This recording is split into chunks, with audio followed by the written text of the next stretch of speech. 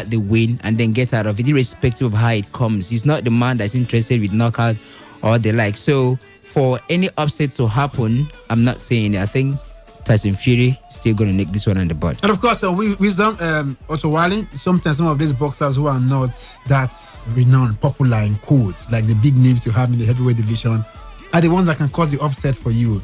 Should he be worried? Well, clearly, I feel a man with the hunger and drive Walling has is someone you'd actually be weary of if you come against such opponents. Now, if you look at the guy's boxing career, at some point boxing was banned in Sweden till 2007. How was he able to keep himself active through his amateurs? Taking us back to memory lane, he did even fight Anthony Joshua at some point in his career as an amateur, although losing both times to Anthony Joshua on points. But clearly, if I was Tyson Fury, I would be very, very careful. This kind of banana peels, even when your eyes is on the vision of getting the belt back to yourself, might actually make you fall, and once you get slipped off by this kind of fight, you tend to go back to square one and start facing boxers, pushing yourself ahead in the rankings to even get in contact with the heavyweight that you could have gotten up. So I think taking it very seriously is what I feel he should do, but take nothing away from Tyson Fury. Otto Walling is not a challenger at all.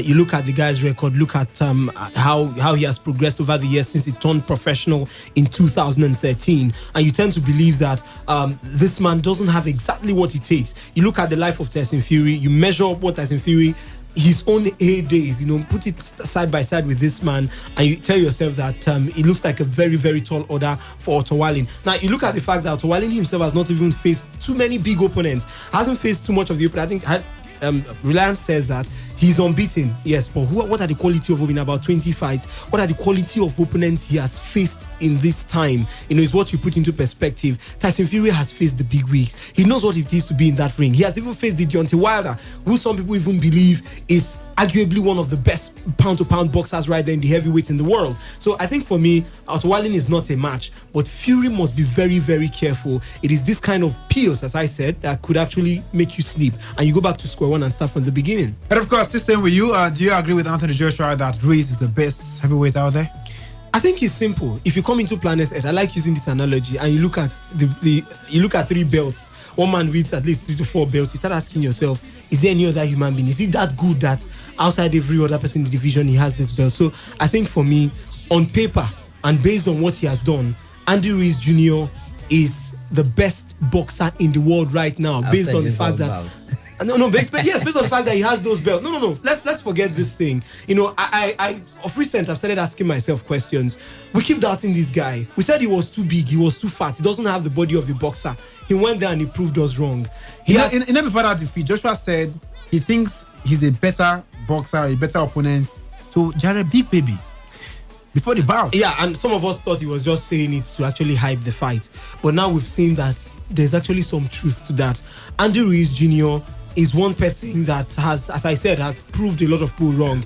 And you might not look at him. Some people still, as I will still say, some people deep down still believe he is not the best boxer in the world, and they believe that was a fluke. But I tell you, if you underestimate Andy Ruiz Jr. on December the 7th, you're doing that at your own peril. So I think it's a good one for Joshua. It's a good one that he's not underrating this man and seeing him as least as he should be. He's the best boxer in the world. That's why he has the belt. So quickly, Reliance, who goes into that bout as an underdog? Anthony Joshua, who has the 4 belts. Is Anthony? It's Andy Ruiz Jr. And so Anthony Joshua goes in as an underdog. Now, why did I call him an underdog? Simply because he has something at stake. He has something he lost and he wants to reclaim. Now, ordinarily, I would have said that there's no underdog in that bout, owing to the class of Anthony Joshua. If you want to call the best 4 boxers in the heavyweight division, you say class Anthony Joshua in that particular category. So I would have said that. But if you look at the achievements, at least after that bout that they both went into the ring to face each other, then you class Anthony Joshua as the underdog. Well, we shall be talking more about the Tyson Fury bout before that bout on Saturday, hopefully. And of course, let's give you more update on that. And of course, let's go straight to China this afternoon. Surprisingly, good news, bad news, I don't know how you want to take it. United States men's national basketball team, 58th game winning streak has come to an end as they lost to France 89-79. I'm reading this news for you. I told you for the often time that the USA will not win the Basketball World Cup. And of course, that man, Rudy Gobert, 2 times Defensive Player of the Year in the NBA back-to-back, who plays for the Utah Jazz, has scored 21 points, grabbing 16 rebounds and 3 blocks, including 2 big ejections for Donovan Mitchell and Kemba Walker for the Team USA right there. Sad one for them. And of course, they're not forgetting that man, Nicolas Batum, who plays for the Charlotte Hornets, also a big influence for the French national team right there. While Donovan Mitchell was the highest scorer for the USA team, 29 points he scored in that game. Evan Fournier led France again with 22 points, and of course, and was 4 of 8 from the 3-point range. Wisdom, are you surprised that Team USA 58-game winning streak brought to an end by none other but the French team? Well, it gets interesting at this point. Serbia, the team I felt some people had already given the title to, including our dear top striker, was suspecting that they would be the ones to, because of the record they had and the team. But they crashed out yesterday, and they faced who? Argentina, an Argentine side who defeated USA in the Olympics final in 2004. In the team, I'm telling you, a 39-year-old man, Luis Scola. I'm telling you, Luis Scola, who has found a way to still keep his game right there. He's the second all-time scorer in the history of the Basketball World Cup. Currently now, I mean, in the terms of assist leaders, I think that's the like new record. Rubio of Spain too, yesterday. A lot of records were set, and that's why I'm not surprised this one is broken today. So I think for me, it makes it interesting. Now the World Cup is open. Is it going to be France? It's going to be Argentina. The Argentines, nobody gave them a chance. And now, we know how to console ourselves. You know how Nigerians are. We know how to console ourselves. They defeated us. Right now, they are going this far. You know how Top striker, what happened yesterday against Serbia was a problem. I would say it's a problem of the mind. The Serbians have been hyped. The newspapers, everybody are giving it to Serbia. Because if you look, the current crop of players they have in the NBA are some of the best in the moment. At the moment, Argentina, Luis Scola was about their biggest thing before Manu Ginobili called it quits. So they don't really have that force. Okay, some of their players play for Real Madrid, not one of some of the best teams in the NBA. Yes. So, but going that far, nobody felt, because they are from European Olympic champions. So you don't underestimate a team with such magnitude. Well, I tell you, this is the peak moment for me now in this tournament. Nigeria's part has already ended. Let me keep my hands and minds open. Is it going to be France? Is it going to be Spain? Or is it going to even be the likes of Argentina who will be making it or winning this one? But I tell you, the big names, the 2 big names, the regular USA and the in crown, maybe you say what they call them, is it lying in wait champions now? Serbia have both been. Let's not forget, sent out. USA defeated Greece. Giannis Antetokounmpo and his team, and with so much controversy that the match officials should have been banned. Some ejections and wrong calls they made in that game. And of course, I keep saying for the US national being like a time bomb to explode.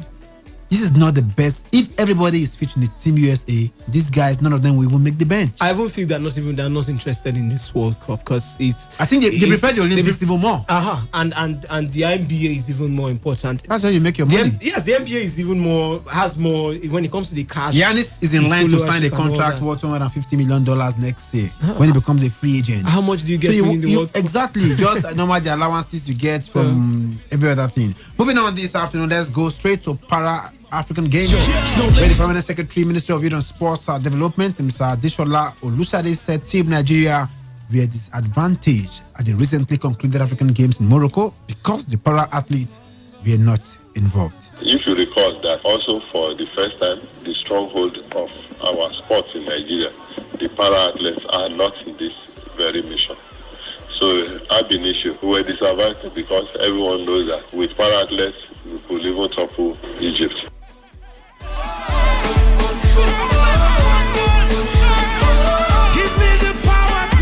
Can I paraphrase him? We are disadvantaged because the disabled athletes could not come to the rescue of the able athletes, the Lions. Do you know the part that makes me laugh? He said, with the para athletes, we would have been able to topple Egypt. I don't know whether he saw that. Is it the same? I don't want to use the word disabled anymore. The same. I'm trying to craft the word. The same athletes that are being neglected, they roam the streets in Lagos and every other place just to go for training and all that. They're begging for pure water and buns to eat.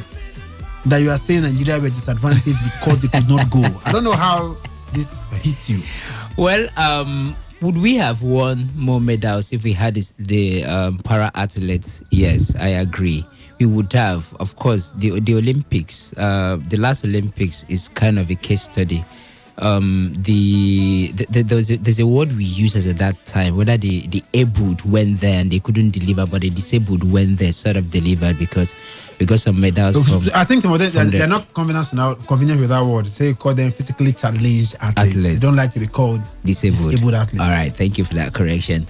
Noted. So they went there and then they were able to at least get us some medals, and then we said that what others couldn't do, these ones are doing it. So probably would have gotten the number of medals to increase in the medals table for Nigeria if they were there. But should we hinge the entire performance on the fact that the para athletes were not participating in the Africa Games? Totally no. It's a no for me. I don't know whether the permanent secretary saw that table. I don't know whether he saw the disparity. Sometimes last Olympics we had just one bronze medal. The golden bronze. All thanks to Snappy Siasa and his boys. Yeah. But the Paralympics proper, those guys were raking in the medal. That's the point. Everywhere. That's the point. So I think, yes, that's a stronghold for us. Yeah. So why bring that context? When there's no competition, these ladies or these athletes are left to their fate, abandoned on the streets of all over Nigeria, begging for even money to eat for on daily basis. True. And they don't even get enough support based on what they do. It's funny. It's when kind you say enough, that means there's some level of support coming in. Well, just to be concessional. Now it's funny and ironical that in Nigeria, most times the ones that will go there and make us proud don't seem to get what they deserve to get. I can mention different categories of sports and different sectors whereby our poster people, the set of sportsmen that deliver us the medals and the trophies, they don't even get a support close to what is given to what has been tagged as maybe the poster face, of sports in Nigeria. It's very funny, and I think it's the same case with the para athletes. They will go there and they will deliver. They will be determined and they will do what they're supposed to do. But in the end, they are overlooked in that they don't give them the support they desire. So for the permanent secretary, I think it's a no-no, top striker. It's a no-no for me. And again, it's funny and poor. It's disappointing as well. How do we hinge our sport, the success of our sport all together on the people we don't even value, in quotes? It's disappointing. If we had our grounds, if we had our house properly prepared, we would have supposed to start from maybe day 1 or 2 to get medals if we're properly prepared. If after 2015 we put our acts right to get ourselves prepared for that Africa Games, but we didn't, and that's why we had to wait till after about 10 days before we start getting in the medal. So we can hinge it on the fact that the para athletes were not allowed to perform. It's a problem of sport as a whole in Nigeria that we need to look at. So technically, Wisdom, is he saying in any form, in any way, that para athletes or athletics is one of our strongest points? Well, yes, that's the truth. Anyhow you want to look at it. You just talked about the last Olympics when they started the para tournament of it, or the para part of it. We had them winning medals in almost most of the sports where they were involved in. But the truth is, in this country, not just in the case of the African Games, but until we start making logical decisions instead of emotional decisions, we are not going anywhere. That's the truth. All these things you're hearing them say. Now, we knew we were going to succeed. We'll get raking medals from that part of our athletes. That's the para athletes. Now, we knew that the addition might probably give us an edge, and we consciously decided that they are not important, or for us to maybe take them, and all that. We are also going to not just the case of para athletes now. All sports. We are here. We've seen now that wrestling has been giving us medals for the past few years. The likes of taekwondo and maybe one or two other places where we've been getting medals. Ese Brume and her fellows and all that. We'll still go to Tokyo 2020 Olympics, and the biggest contingent with the biggest sum of money pumped into that system will be the football team.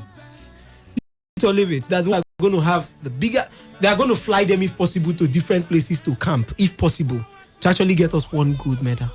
if It possible. wasn't the case the last time when the Minister of Sports then said he was not aware they were camping in Atlanta. No, top striker. You know how Mikel will be at some point in the news filter that he was bankrolling or funding the team. Okay. Top striker in that case, now you know that's an exceptional case, and we know the problem with Solomon Dalong. But on a norm in Nigeria, Does he have a problem? He had a problem with the people in the system. I wouldn't know if he had a problem, but the truth is, when it comes to our focus, we tend to major in the minor and minor in the major, and it makes us, when we get to these tournaments, be it in Africa, be it globally like that, we tend to falter. And the better things we would have done, or you'd have said, okay, would have performed better if we rather put things into perspective. Yes, we love football. Yes, we love these other people, but how are we going to get the medals? We don't pay attention to results. We just pay attention to events. Let's just do it because everybody is doing it. We've talked about some sports now in Africa where we don't have strongholds yet. What do we do to get it? I heard Reliable Reliance talk about the fact that we would have, if we had prepared, we would have started getting medals from the first day. You can't get medals from the first day from a sport you know nothing about. You're not even prepared. You don't even practice. So I think for me, it is high time. It is high time, not just because he said it, but it is high time we start paying attention and majoring in the major instead of minoring in the major. And to women football, we go this afternoon. And of course, Rivers Angels will be up against Delta Queens. That game comes up in about 26 minutes from now. And of course, Yakubu Gowon Stadium is a venue. Conference Queens up against Invisible Angels at the Conference Stadium, while Abia Angels will do battle with Ibom Angels. Quickly, I have an issue with these fixtures because just like we were talking yesterday, publicity, no. I can't tell you boldly that I listen to a handful of programs. Some they never even mentioned this. Not fault of theirs. Publicity-wise, you search everywhere in the social media, except you just have an ear to the ground. Sure. And you have an inside source that tells you about these fixtures. We talked about publicity about the Women League yesterday. Quickly, before we come to that, which is the star fixture for you? Rivers Angels, Delta Queens, Conference Queens, Invisible Angels, Abia Angels, Ibom Angels. I mean, it has to be the one here in Rivers State. Rivers Angels against